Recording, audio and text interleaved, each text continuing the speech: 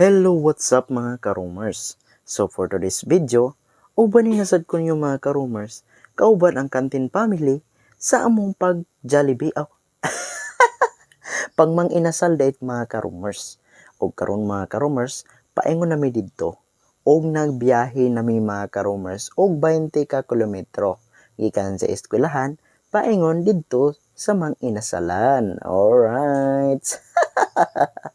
O karon mga karumers sa akong pagbiyahe nakita na gyud namo si Mang Inasal, matik na diha liko na dayon ta. Ops, gamay lang call kapag sa mi kay gutom na kayo, lami na ikaon mga karumers.